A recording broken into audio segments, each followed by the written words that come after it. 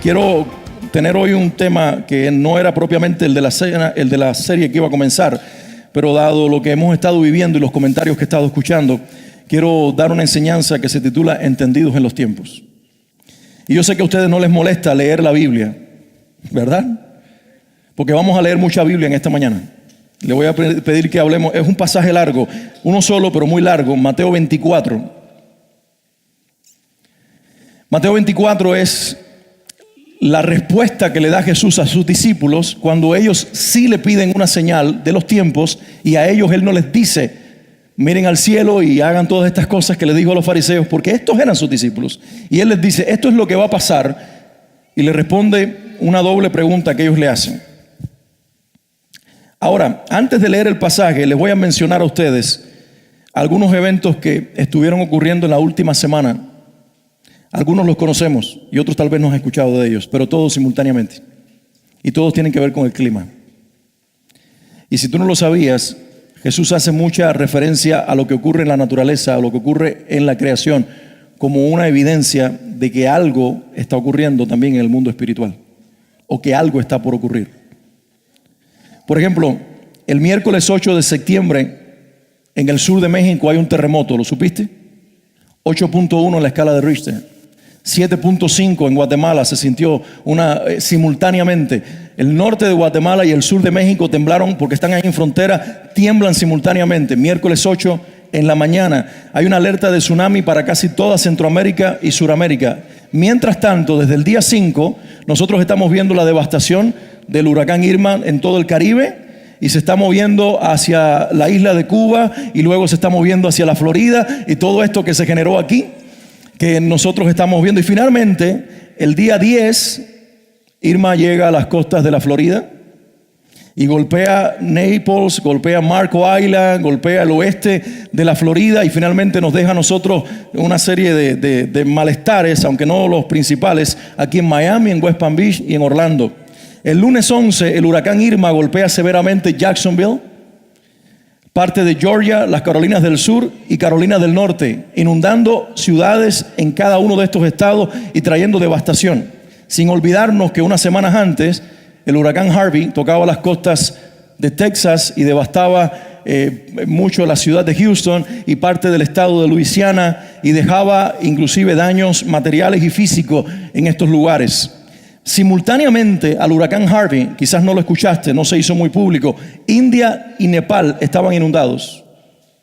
Unas inundaciones provocadas por lluvias torrenciales que inundaron esos lugares y que obviamente no fueron titulares porque no se trataba quizás de los Estados Unidos. Y en estos 2 días en que el huracán Irma chocaba con la Florida, un volcán amenazaba con erupcionar en el sur de Chile. Finalmente no fue, pero amenazó. Un meteorito cayó en Rusia. Lluvias severas trajeron inundaciones en Italia y muchas personas murieron así de la nada. Fuertes vientos que no se saben por qué fueron provocados azotaron Inglaterra y Gales del Sur y trajeron destrucción material y vidas humanas. Todo esto ocurrió entre el día 10, el día 9, el día 10 y el día 11 de septiembre.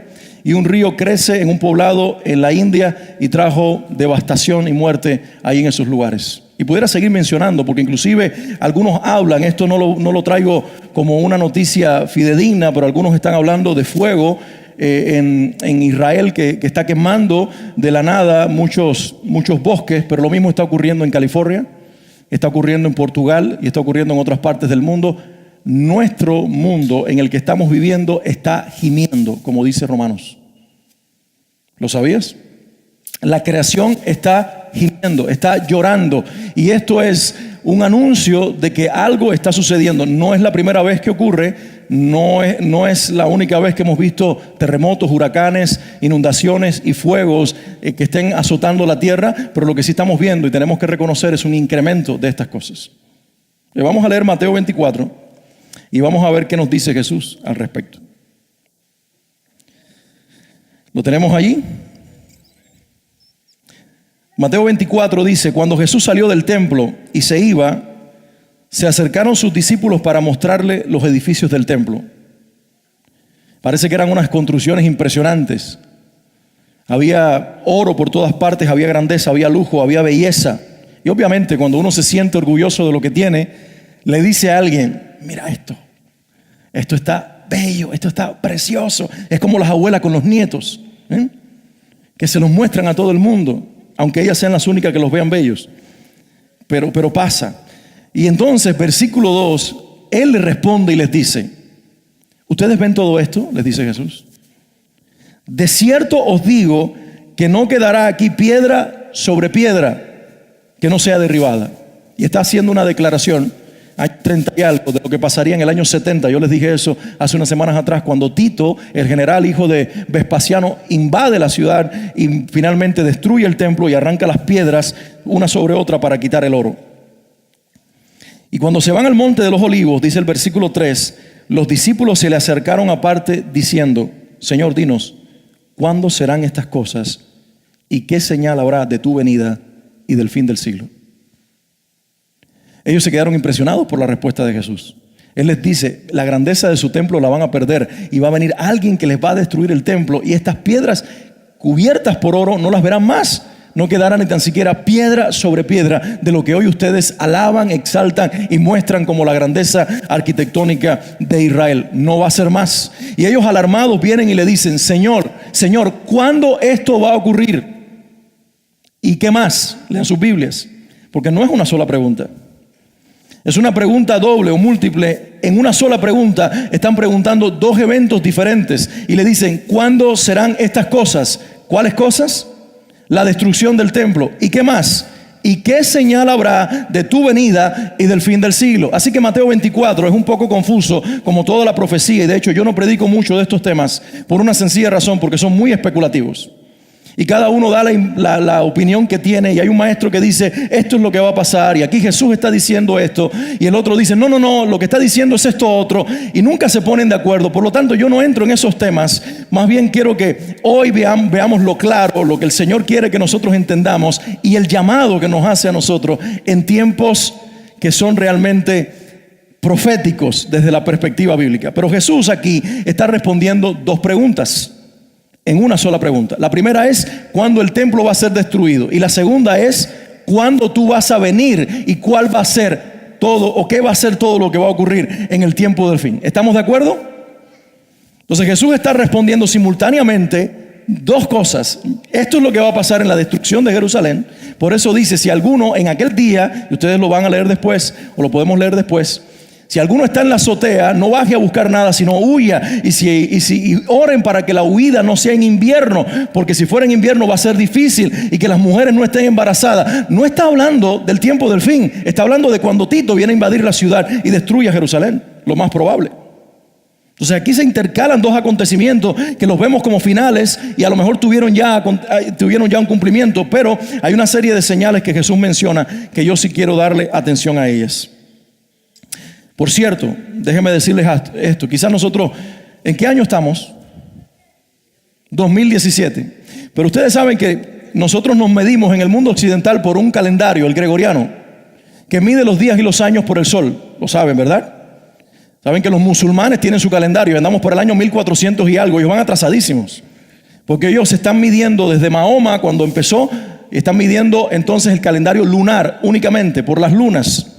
Y tenemos a los judíos, que es el que se rige por la palabra de Dios, que tiene un calendario que es lunar solar. Los meses son medidos por las lunas y los años por el sol. No tienen la misma cantidad de días.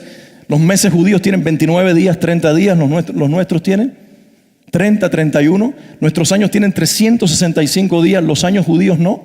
Y en el año judío que estamos actualmente es el año 5777. Estamos a menos de 300 años de entrar a un milenio nuevo para los judíos. Pero además de eso, este miércoles 20, miércoles 20 de septiembre es Rosh Hashanah, el año nuevo judío, el año 5778. Y entonces dicen, no sé si ustedes, y esto les digo a ustedes para que no se asusten, porque lo primero que quiero es quitarles el sentido de susto. Porque Jesús dijo: cuando se trate de mi venida, nadie, ni yo tan siquiera, ahora mismo, en calidad de hombre, dijo Jesús, sé el día de mi venida.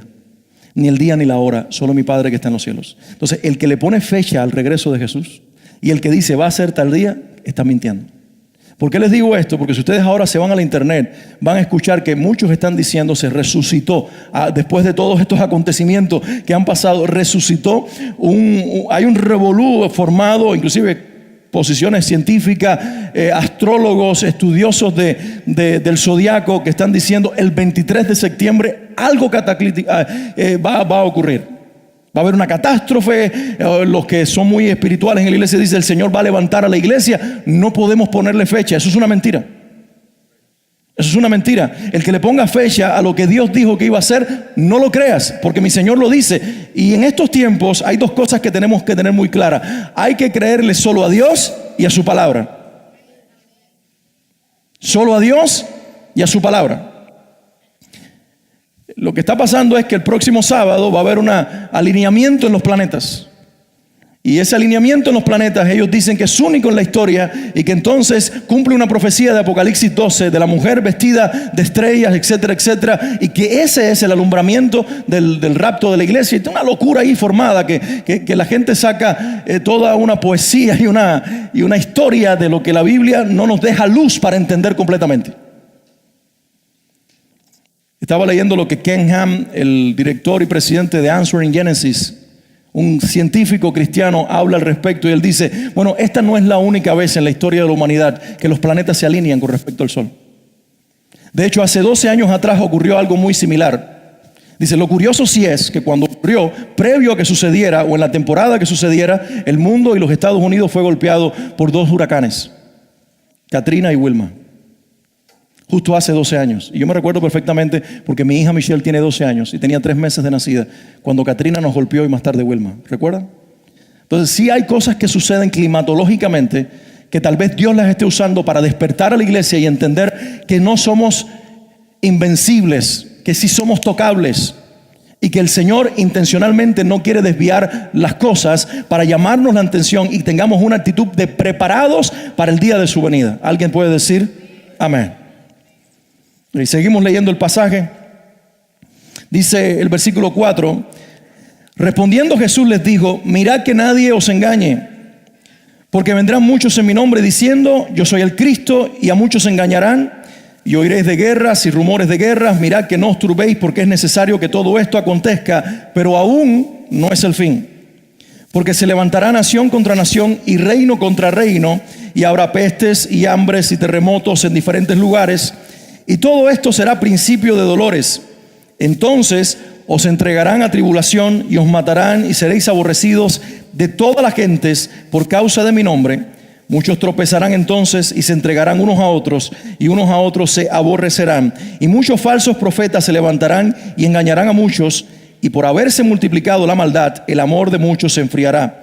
Mas el que persevere hasta el fin, este será salvo. Versículo 14. Y será predicado este evangelio del reino en todo el mundo para testimonio a todas las naciones, y entonces vendrá el fin.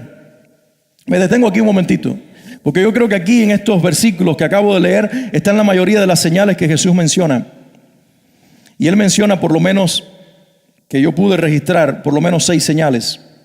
La primera, en el versículo número 5, Él dice que como señales del fin de los tiempos habrá falsos cristos. Pregunto, ¿cuándo comenzaron a levantarse los falsos cristos en el planeta?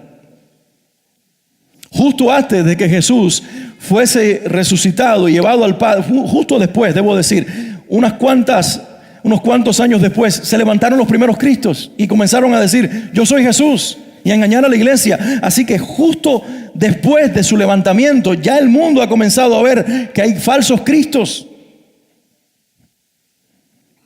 Será por eso que cuando el día de Pentecostés vino el Espíritu Santo y cayó sobre la iglesia, Pedro se levanta y dice, hoy se está cumpliendo la profecía de Joel capítulo 2, en la cual él dice, en los postreros días, mi espíritu será derramado sobre toda carne. Y dice, esto se está cumpliendo aquí y ahora, no en el 23, sino en Jerusalén.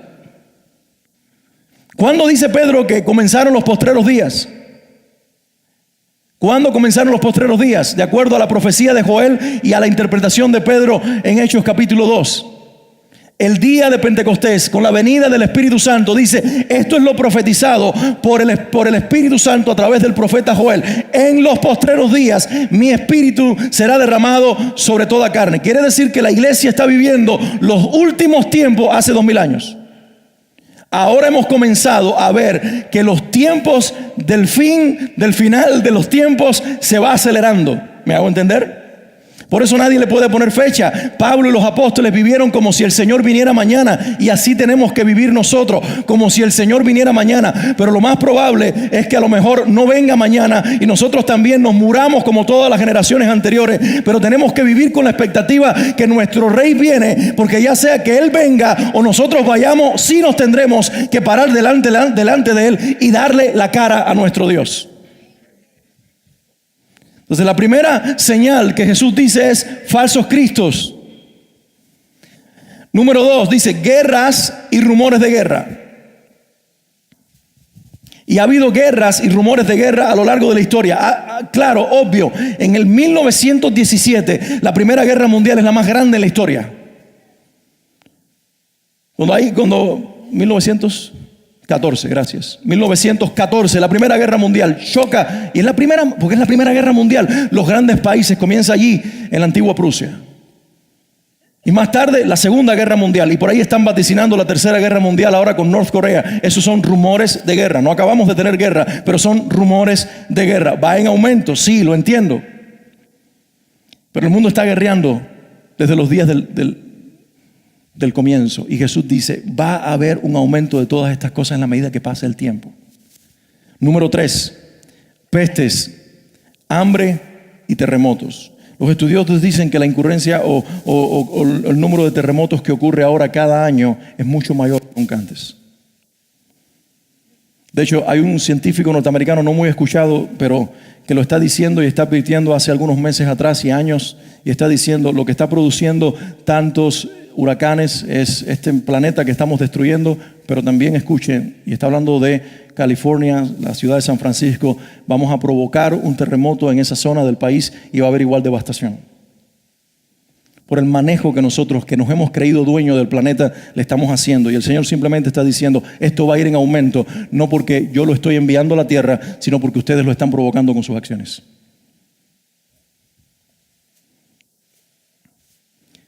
Y Jesús dice en esta descripción de pestes, hambre y terremotos, Él dice en diferentes lugares, como diciendo, esto no solamente va a ocurrir aquí en Jerusalén, sino en toda la tierra. En cuarto lugar, Él dice que va a haber persecución cristiana. ¿Desde cuándo comenzó la persecución cristiana? De hecho, nosotros vivimos muy seguros en los Estados Unidos, pero el resto del mundo, y sobre todo en el mundo musulmán y en países donde no es aprobado el cristianismo, mis hermanos y tus hermanos están siendo quemados vivos por ser cristianos.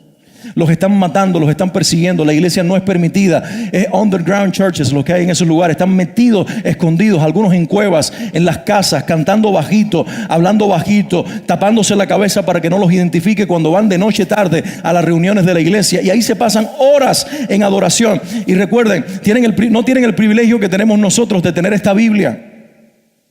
Porque ahora nos cansamos cuando les leo algunos versículos de la Biblia y les digo, voy a hablar de un pasaje bien largo, pero la mayoría de nuestros hermanos en el mundo musulmán, ellos se memorizan. Y nos decía hace poco en un evento que tuvimos con un pastor que vino de Hong Kong, y él decía, yo estoy en los países donde el cristianismo es perseguido y donde los cristianos no les es permitido adorar como ustedes aquí en América, el privilegio que tienen. Y ellos cuando les traen la Biblia, le traen una sola Biblia impresa, y rápidamente lo que hace es toma y le arrancan las páginas.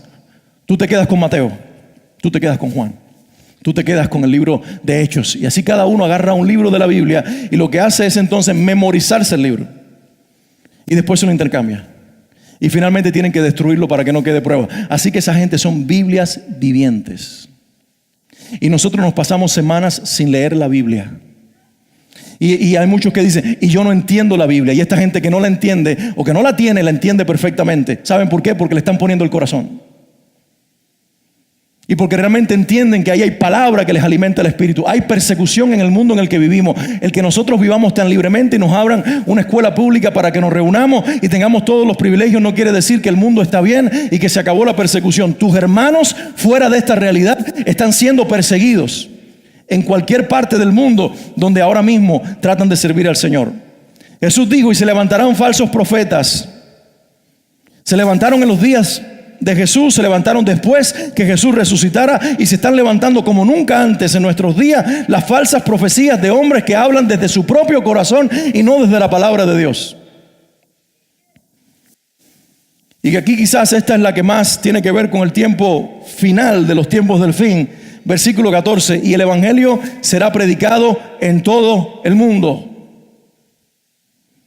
Y algunos dicen, Jesús no ha venido porque esto no se ha cumplido. Depende de cómo lo veamos.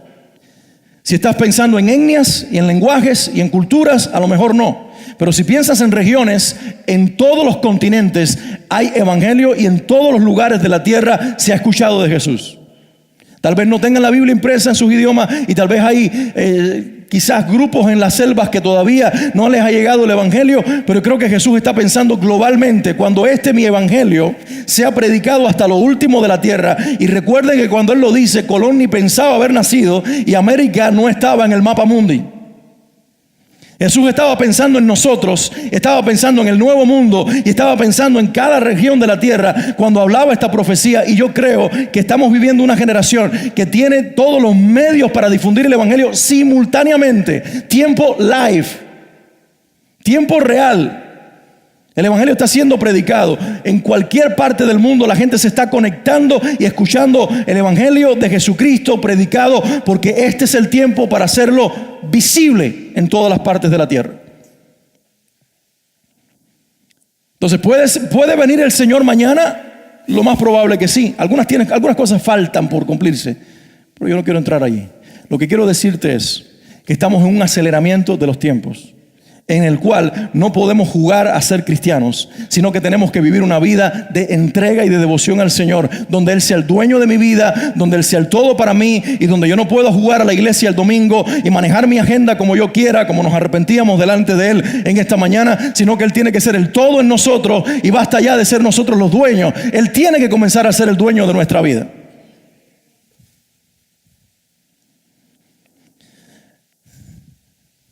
Les leo los versículos que siguen después del 14. En Mateo 24, y dice el versículo 15: por tanto, cuando veáis en el lugar santo la abominación desoladora de que habló el profeta Daniel, el que le entienda, entonces los que estén en Judea huyan a los montes, y el que esté en la azotea no descienda para tomar algo de su casa, y el que esté en el campo no vuelva atrás para tomar su capa. Mas hay de las que estén encintas, de los que crían aquellos días. Está hablando del momento en que iba a penetrar Tito en la ciudad de Jerusalén. Orad pues que vuestra huida no sea en invierno ni en día de reposo. Y algunos han entendido que el Señor está hablando aquí de que la huida es el arrebatamiento de la iglesia. Yo no creo que está hablando de eso, sino que está históricamente probado. Está en los libros de historia, aún no cristianos, de que mientras murieron muchos judíos en la ciudad de Jerusalén, los cristianos entendieron lo que Jesús les había dicho y se fueron antes de que Tito penetrara la ciudad. Entonces hubo una diáspora cristiana. Murieron muy pocos cristianos en la ciudad de Jerusalén cuando el asedio de Vespasiano y Tito y la destrucción de Jerusalén, porque cuando ellos vieron esto dijeron, esto fue lo que el Señor nos dijo en Mateo 24. Digo, no había Mateo 24 en aquel momento. Entendamos que la Biblia estaba siendo escrita en ese tiempo. Esto fue lo que el Señor nos dijo, esto es lo que los apóstoles han dicho que el Señor dijo, y se fueron. Y aquí esto sí me envía el Señor un mensaje y me lo ha dicho muy claro en estos días. No es posible que yo esté por hacer cosas y ustedes de la iglesia están tan dormidas en sus asuntos personales que no entiendan lo que yo estoy por hacer. Mis hermanos del primer siglo se movían por la palabra de Dios y por la voz del Espíritu Santo. Nosotros en el primer siglo nos movimos por Univision, por Fox News, por lo que dice CNN y por lo que dicen los meteorólogos. Y no nos movemos por lo que nos está diciendo el Espíritu Santo. Y vamos a ver lo que dice tal maestro y tal intérprete de la Biblia y tal profeta. Y no nos vamos a donde está el Señor y nos dice lo que nosotros tenemos que hacer. Él está hablando a la iglesia. Él nos está enviando un mensaje claro. Y se tiene que levantar una generación de cristianos que tenga oídos para oír al Señor y ojos para ver. ¿Me hago entender? ¿Estoy siendo claro? ¿Le estoy hablando a las personas indicadas? Perdóname que no te hable cómo multiplicar el dinero, que no te hable de cómo hoy decirle a la tormenta María que se disuelva allí en el mar. No te puedo decir esas cosas. Lo que te voy a decir es que te levantes en fe y que le creas al Señor, que sea que venga una tormenta o que no venga, tu Dios te va a guardar y tú te vas a mover dirigido por el Espíritu Santo. Pero no aplaudas con tanta confianza, porque yo vine a entender que esta tormenta nos iba a tocar a nosotros menos de 24 horas antes. Cuando el Señor sacudió mi espíritu y empezó a darme ciertas palabras de la Biblia y a entender de que no íbamos a ser la ciudad invulnerable y no tocada, que por 12 años ha vivido confiada. No, esto fue una advertencia. No fue todo lo que esperábamos, pero fue una advertencia para que tú entiendas de que el hecho de que somos cristianos y digamos, porque estoy aquí no vienes, no. A lo mejor porque estamos aquí es que viene. Porque estamos aquí y no estamos haciendo lo que tenemos que hacer. Porque estamos aquí y seguimos en la misma tontería en la que estamos, es que el Señor tiene que despertarnos. Porque estamos aquí y nos da pena predicar el Evangelio a los que están sin Él. Tenemos que despertarnos. Porque estamos aquí y seguimos viendo los mismos cuentos de doble sentido y quedándonos el domingo en la casa porque tengo que limpiar o tengo que cocinar o tengo visita que recibir y no nos congregamos como debiéramos hacerlo. O no leemos la Biblia porque mejor leo lo que escribió cualquier otra persona que lo que mi Dios tiene que decirme. Entonces, si la iglesia tiene esa característica y los jóvenes en las iglesias le dicen a los padres, yo no quiero ir a la iglesia porque está aburrida. Si tenemos una generación de jóvenes aburridos y tenemos una generación de padres que a lo mejor también se aburre, que no ora, que no vive la vida de Dios, sacúdenos, Señor. Sacúdenos, porque no nos podemos seguir comportando como el mundo se comparte. La generación de los días de Jesús entendió que venía una desolación sobre su ciudad y huyó.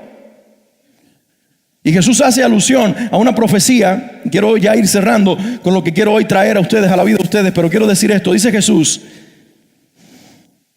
versículo 15 de Mateo 24, cuando veáis en el lugar santo la abominación desoladora. ¿Cuál es el lugar santo en los días de Jesús? El templo. Ya no hay más templo en Israel. Lo que queda es el muro de los lamentos. Y lo que queda es en el lugar donde estaba el lugar santo. Hay una mezquita, la mezquita de Omar, una mezquita musulmana. Y hay un espacio exacto que tiene las proporciones para construir un templo allí. Y que los judíos se lo están reclamando al mundo, para que le permitan construir un templo idéntico al anterior. Y hay hasta algunos comerciales en Israel, no sé si lo han visto, donde están hablando, y así será el templo, y primero explotan la mezquita de Omar, ¡puf! Y aparece el de ellos. Es decir, que ellos tienen todas las intenciones de destruirle a los musulmanes esto. El año pasado los sacerdotes que están destinados para el sacrificio, que no los han podido usar, subieron con un cordero al monte del templo y frente a la mezquita de Omar fueron a sacrificar, y bajaron los musulmanes y casi los degollan a ellos. Eso ocurrió. Tuvo que venir la policía israelita a llevárselos a unos a un lado y a otros a otro para evitar que allí hubiera un derramamiento de sangre y no fuera la de un cordero. Porque los judíos quieren reconstruir su templo porque para ellos no hay lugar santo si el templo no está erigido. Y algunos intérpretes de la Biblia dicen que se va a levantar el tercer templo y que entonces no ha ocurrido el fin porque esto no ha sido construido. Tal vez sí, tal vez no, yo no diga que sí. Pero lo que yo creo es que esto que está hablando aquí Jesús ocurrió en el año 70. Y ocurrió otra vez en la historia, en el año 400 y algo, cuando Antíoco Epífanes, aquel general de los Seleucidas, entró a Jerusalén y la destruyó también. Eso ocurrió en la historia. Y en el templo de Jerusalén sacrificó un cerdo, una cerda.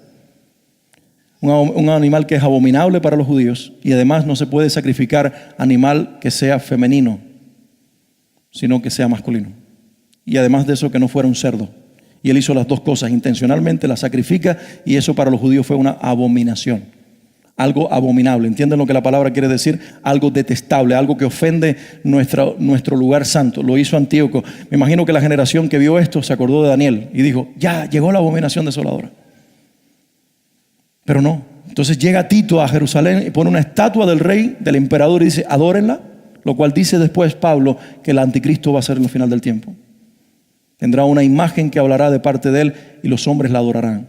A lo mejor está hablando quizás a un televisor donde la gente verá a un tipo hablándoles todo el tiempo y la gente diciendo, este es el que nos va a resolver el futuro de nuestro país y del mundo. ¿Cómo pasa? Como pasó en América por los últimos 8 años, que pusimos nuestra esperanza en un hombre, y ya pasó en Cuba por 50 años. La gente tiene sus mesías de carne y hueso. Un día el mundo tendrá un mesías de carne y hueso. y lo adorarán. Entonces él pone su estatua allí, dice hay que adorar al emperador romano, y entra al templo y dicen los historiadores que hace lo mismo que Antíoco, sacrifica un cerdo para ofender a los judíos. Esa fue la abominación desoladora, una vez más. Así que ha ocurrido 2 veces en la historia y posiblemente ocurra una tercera vez en algún momento en nuestra generación o en la que viene, pero nosotros tenemos que entender que lo que nos está diciendo el Espíritu es: entiendan los tiempos que están viviendo para que no se queden como los que no tienen fe. Mateo 24, 38 al 39, hago un salto a esos versículos. Jesús dice: porque como en los días antes del diluvio estaban comiendo y bebiendo, casándose y dando en casamiento hasta el día que Noé entró en el arca, y no entendieron hasta que vino el diluvio y se los llevó a todos. Así será también la venida del Hijo del Hombre. Voy a leer esto una vez más. Como en los días de Noé, antes del diluvio, ¿qué estaba haciendo la gente? Versículos 38 y 39. Estaban, digan conmigo, comiendo y bebiendo, casándose y dándose en casamiento. ¿Hay algo malo en esto? Para nada. No hay nada más rico que comer y beber agua. No hay nada más rico que casarse y entregar a los hijos en casamiento, es lo que está queriendo decir esto. No hay una realización para los padres más linda que ver a sus hijos entrando al matrimonio. No hay necesariamente nada malo en esto. Pero dice, hasta que entró Noé en el arca y no entendieron. Alguien diga conmigo, y no entendieron. Nosotros decimos, a lo mejor ahora la gente está sensible a creer el evangelio porque nos golpeó un huracán y destruyó los cayos y nos hizo daño en Marco Island y Miami estuvo temblando. Este es el momento para que la gente entienda. Iglesia, no quiero matarte la fe. Dice el Señor esto: que aunque tengan señales delante de ellos y les digan esto va a pasar, el tiempo del fin se acerca, el que no tiene corazón para creer no va a entender. No va a entender. No hay entendimiento. La gente va a seguir en sus borracheras y en su fiesta y como muchos yo veía en el supermercado, yo comprando algo de comer para mi casa y la gente comprando bebidas. Y una señora me decía mientras yo pedía jamón, y ella también, y me decía, oye, ¿tú sabes cómo yo voy a pasar? 60 y algo. Voy a pasar el huracán borracha. Y me mira y me dice, ¿y tú, muchacho, cómo lo vas a pasar? ¿Borracho también? Y yo le digo, no, señora, no. Yo no voy a pasar el huracán borracho. Y me dice, ¿de dónde tú eres? Y yo le digo, soy cubano. Y dice, ¿y a que en Cuba no te emborrachabas cuando venían los ciclones? Y le digo, no, señora, yo nunca me he emborrachado ni en Cuba ni aquí cuando viene un ciclón. Número uno, porque yo creo que si una persona está borracha en medio de un ciclón no sabe para dónde ir. Y es un asunto de sentido común. Y en segundo lugar, porque yo prefiero orarle a mi Dios y estar alerta en comunión con Él que bajo el efecto del alcohol. Entonces la que está cortando el jamón, que en algún momento nos visitó aquí en la iglesia y que siempre está diciéndome, ¿qué reuniones tienen ustedes? Y sabe que yo soy pastor. Le dice, oye, fulanita, ven acá. Y se la llevó aparte y ella fue para allá y le dijo, ella pensó que yo no lo había escuchado, le dijo, cállate la boca, niña, que ese es pastor. Entonces la mujer hizo una distancia 9-15 como en el fútbol.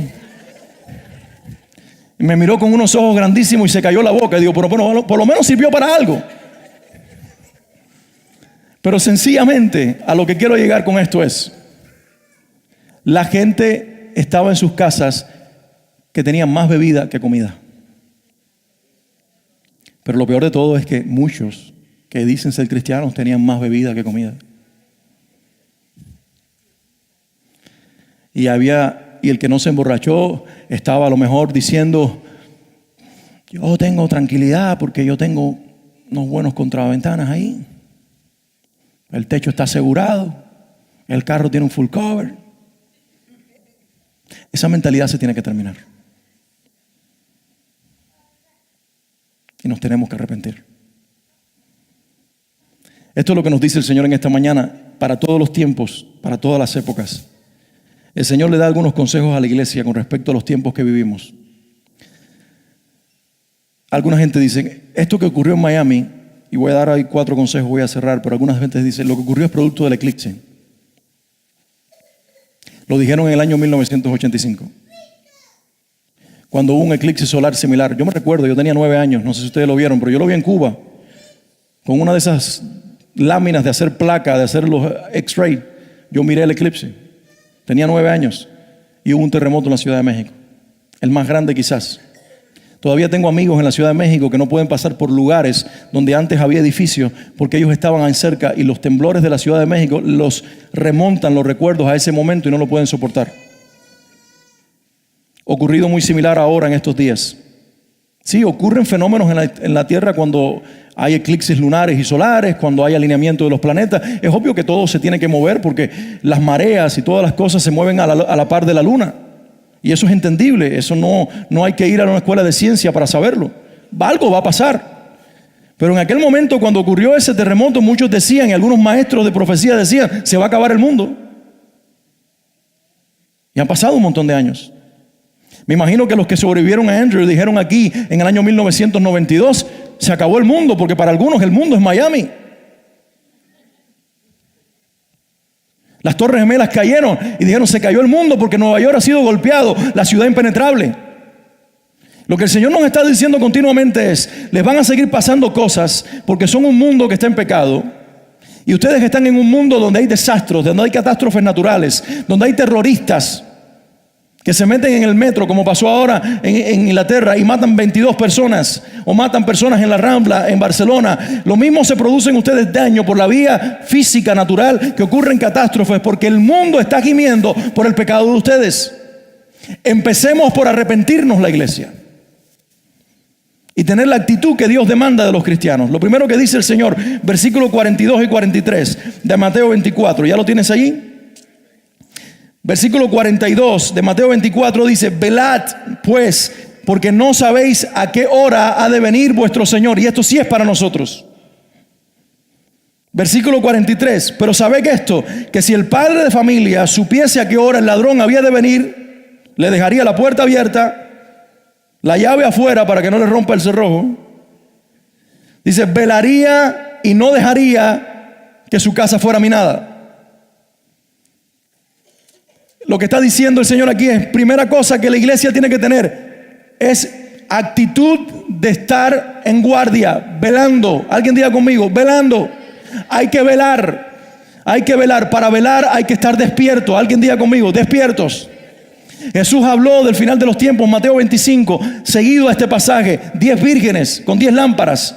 Y dice, 5 sensatas, 5 insensatas. Las 10 tienen lámparas, pero solamente 5 de ellas tenían aceite suficiente. Las 10 se quedaron dormidas. Alguien diga conmigo, las 10 se quedaron dormidas. Por eso yo entiendo que toda la iglesia en el mundo se quedó dormida, porque en la medida que el Señor no viene, la iglesia dice, uy, ¿para qué preocuparme si esto va a ser cuando mis tataranietos estén vivos? Y nos descuidamos y paramos de velar. En los años 80 la iglesia predicaba todo el tiempo, Cristo viene, Cristo viene, Cristo viene. En los 90 nos cansamos y se levantó una generación que dijo, basta ya de ser fatalista, y basta ya de predicar el fin, y basta ya de predicar la segunda venida de Cristo. Y entramos a los 2000 y decimos, uy, para nada, no vamos a hablar de eso, porque no es lo uno ni lo otro. No es el escapismo de irnos con el Señor porque el mundo está malo, ni tampoco la mentalidad de que no me quiero ir de aquí porque esto está muy bueno. Dependiendo de cómo tú estás, así miramos la vida. El Señor no quiere ni lo uno ni lo otro. Quiere que tú vivas, los jóvenes yendo a la universidad, graduándose de sus carreras, enamorándose, casándose, teniendo hijos, emprendiendo una vida. Los que son padres de familia, siendo buenos proveedores, trabajando por su casa. Las mujeres y los hombres, amándose, respetándose. Pero en medio de esta realidad natural, tener los ojos puestos en las señales de los tiempos, dependiendo de la palabra, en comunión con el Señor, no durmiéndonos en nuestra fe. ¿Cuándo nos dormimos en nuestra fe? Cuando ves más telenovelas que la palabra. Cuando te es más atractivo ir al cine y estar 3 horas viendo una película y te quejas por 1 hora y media de culto.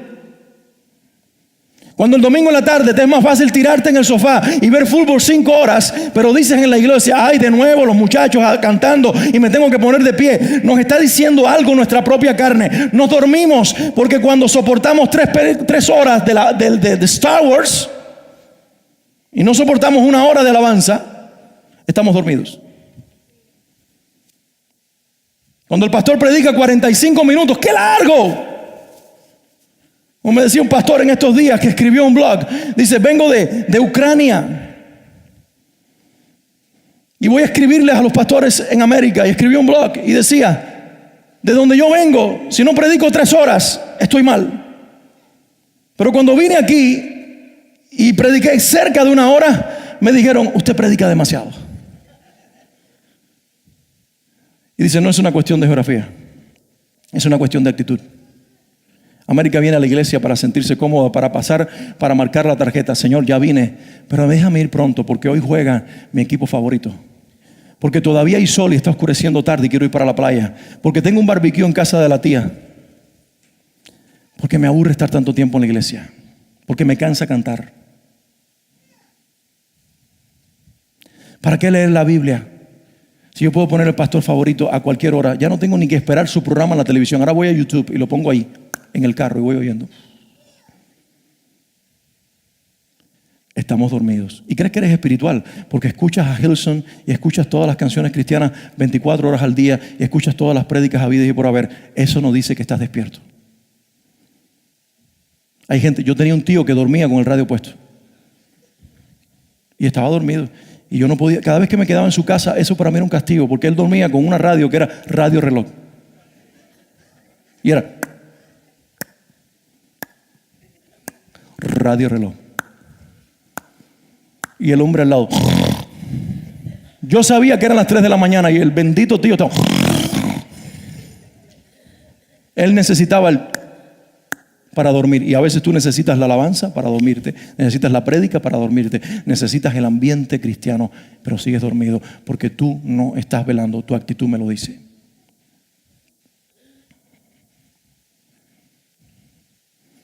Versículo 44. Disculpen que yo no predico muy agradable. Por tanto, también vosotros estad preparados, porque el Hijo del Hombre vendrá a la hora que no pensáis. No puede venir el 23 de septiembre, porque Él va a venir cuando no lo esperan. Y esto es lo que nos está diciendo, prepárate. De todas maneras, si no va a venir el sábado que viene, no, pero es que puede venir el 20, pero que puede venir el 19. Es más, ¿qué día es hoy? Puede venir ahora mismo. No, pastor, pero falta tal profecía que dijo tal pastor. Son interpretaciones. Él puede venir cuando Él quiera. Es el dueño del universo. ¿Tú estás preparado? Porque cuando Él venga, solamente se va a sentar a la mesa de su cena la novia que esté preparada. Esta salvación no es por obra, es por gracia. Pero la gracia no significa que creo que Jesús es el Hijo de Dios, que murió por mis pecados, lo acepto en mi corazón y luego sigo viviendo. Soy el mismo mentiroso, el mismo hombre que mira a otra mujer, el mismo ladrón, el mismo con el mal carácter, el mismo con los mismos pecados. Tiene que haber evidencia de vida nueva en la iglesia. Nos tiene que disgustar el pecado. Tenemos que sentir misericordia por el que no está viviendo de acuerdo a los parámetros de Dios. Cuando acomodamos todas las cosas y decimos, pero bueno, esa es su verdad. Tú sabes, si ella ama a ella, con que se amen es suficiente. ¿Acaso el amor no es lo más importante? No, el amor no es lo más importante. Lo más importante es que las personas vivan sus diseños.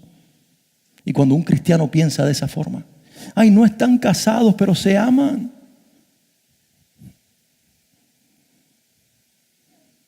Mira, no, ¿sabes? No está tan malo que me busque un dinero extra diciendo unas mentiritas a las personas porque de algo hay que vivir. Pero el domingo se levanto las manos en el templo. Pastor, no me lleves a estar duro. Yo no tengo un amante. El que mire a otra mujer no es malo.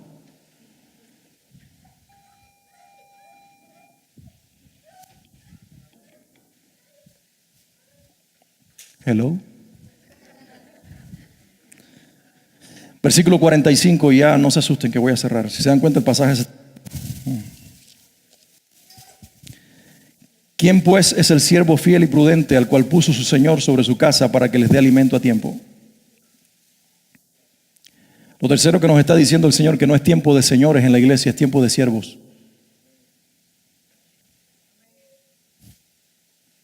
El Señor habla de que va a haber un siervo fiel y prudente, que haga lo que su Señor le dijo que hiciera. No es el tiempo de los señores, llámense pastores, llámense líderes, llámense quien sea. Es el tiempo de siervos. Yo aprendí hace mucho tiempo la diferencia entre un jefe y un líder en una imagen que vi en la internet, 2 fotografías. El jefe se sienta y le dice a la gente lo que tiene que hacer. Fulano haz esto, mengano haz lo otro, tú recoge aquello, tú esto, mira tengo calor, échame aire. Ese es el jefe, el que da órdenes. El líder es el que toma la cuerda y la ala y le dice a los demás, así es como lo vamos a hacer, y los demás se suman. Es el tiempo en que la iglesia también tenga actitud de siervo, no importa quién eres tú. Desde mí, que soy el pastor, hasta cualquiera de ustedes en la congregación. Tenemos que tener actitud de siervos. Hay mucha gente jugando a figurar, jugando a mostrarse, jugando a tener la actitud de ser visibles, de tener lugar, de tener importancia. No es a eso lo que nos ha llamado el Señor. El Señor nos ha llamado a ser siervos. Y el siervo se destaca por lo que hace, no por lo que dice. Tenía una conversación con alguien un día en medio de una celebración en la que estábamos, y él me dice, mira, yo tengo ahora tal posición en mi iglesia, y una de las cosas, te voy a decir con mucho cariño, pastor, para que no te destruyas en el futuro, pero si algo está destruyendo a los pastores es la falta de honra. Y yo dije, yo pensaba que era lo contrario, que lo que está destruyendo a los pastores es tanta honra. Me dice, no, yo soy ahora un ministro tal en mi iglesia, yo tengo a alguien que me lleva la maleta, me carga el traje.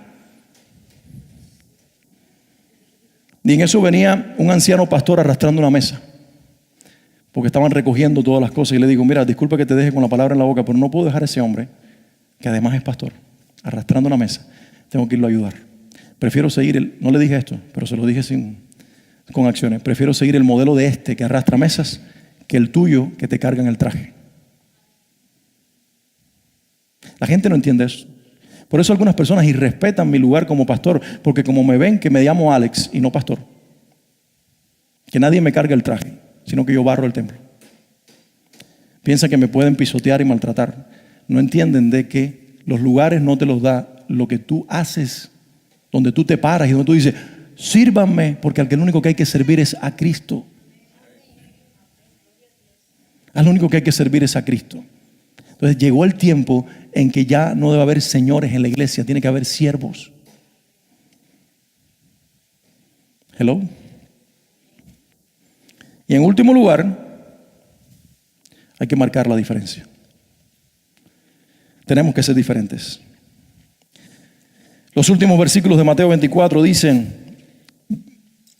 de cierto os digo que sobre todos sus bienes el Señor pondrá al siervo fiel. Pero si aquel siervo malo dijera en su corazón, mi Señor tarda en venir, y comenzare a golpear a sus consiervos y a comer y a beber con los borrachos, vendrá el Señor de aquel siervo en aquel día que no espera y a la hora que no sabe, y lo castigará duramente y pondrá su parte con los hipócritas. Allí será el lloro y el crujir de dientes. Dice el Señor, el que se vuelva igual que los demás y comience a olvidarse del Señor y a hacer malos negocios y a maltratar a las personas y a no vivir el cristianismo a la altura de la demanda que el Señor nos hace, ese en primer lugar no sabrá cuando el Señor venga, y en segundo lugar va a ser castigado, porque es un siervo malo.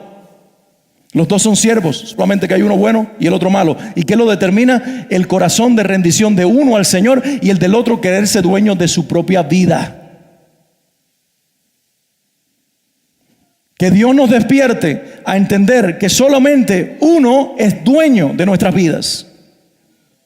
Y que solamente a uno debemos servir, pero servimos a Dios sirviendo a la gente. Servimos a Dios viviendo a la altura del llamado que nos ha hecho. Servimos a Dios peleando por el matrimonio y siendo fieles a la esposa o al esposo. Servimos a Dios, los padres en casa, siendo padres que ayudan a las mujeres en los quehaceres y en los asuntos de la familia. Servimos a Dios no malgastando nuestro dinero en cualquier baratija y en cualquier basura. Servimos a Dios hablando la verdad. Servimos a Dios con un fiel testimonio. Servimos a Dios cuando nuestro jefe en el trabajo no nos ve tanto con la Biblia abierta, pero ve que nosotros somos Biblias abiertas en nuestro comportamiento. No le robamos ni dinero ni tiempo. Y puede confiar como el Potifar confió en José. Puede confiar en ti y entregarte las llaves de su negocio porque sabe que jamás le robarás $1. El Señor quiere levantar una última generación, no que esté pendiente de si el eclipse va a traer un maremoto, un tsunami, o un terremoto, o un ciclón, sino que entendamos que sí, estamos viviendo casi al final de los tiempos, pero Él quiere gente preparada, velando, despiertos en la fe, despiertos en el Espíritu y con un carácter íntegro de servicio a Dios y de mostrar integridad en medio de la generación que vivimos. ¿Será que eso es lo que vamos a encontrar en nuestros días? ¿Será que cuando el Señor venga, así nos hallará? Ese es el llamado que Dios nos hace a cada uno de nosotros en este día. Para eso Dios te trajo en esta mañana, para decirte, no es tiempo para que te amorices, no es tiempo para que a lo primero que digan, hay 2 huracanes más, ¿qué hago? ¿Qué hago? No, yo fui el primero que dije, si es categoría 5 esta vez sí me voy. Y mi mujer me dice, vamos a hacer lo mismo que hicimos la última vez, que tuvimos la oportunidad de irnos y dijimos que no. Yo me iba a ir. No piensen, porque me dijo alguien en esta semana, gracias porque por tú te quedarte, yo me quedé. Y le dije, ay, tú no sabes nada. Yo me iba. Lo que pasa es que vine a Swanley y le dije, Swanley, me están ofreciendo irme a la Ciudad de México con todos ustedes. Día 7 de septiembre. O que nos vayamos a Toronto. ¿A dónde nos vamos? Y ella me dijo, vamos a estar donde la iglesia está. Y digo, si mi mujer me dice eso, yo tengo que comportarme como un hombrecito ahora.